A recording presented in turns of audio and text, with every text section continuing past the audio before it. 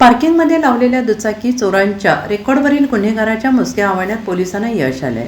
स्थानिक गुन्हे अन्वेषण शाखेच्या पथकाने रेकॉर्डवरील गुन्हेगार विनायक बजरंग खुटाळे वय वर्ष 32 राहणार अभिनंदन कॉलनी सांगली याला अटक करून दुचाकी चोरीचे 3 गुन्हे उघडकीस आणले. त्याच्याकडून 1,55,000 रुपयांच्या 3 दुचाकी जप्त केल्या.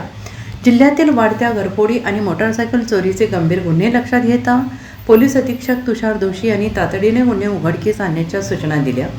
गुन्हे अन्वेषणचे पोलीस निरीक्षक संजीव साडे यांनी उपनिरीक्षक महादेव पवार यांच्या पथकाला दुचाकी चोरीचे गुन्हे उघडकीस आणण्याच्या सूचना दिल्या.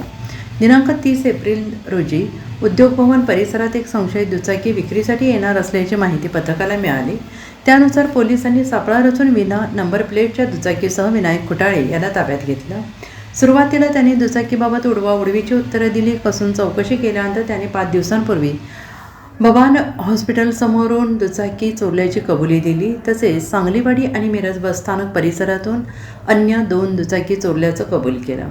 पोलिसांनी त्याच्याकडून एकूण 1,55,000 रुपये किमतीच्या 3 दुचाकी जप्त केल्या आहेत.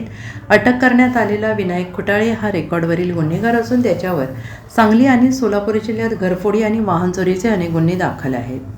Bureau report SBN Marathi Sangli.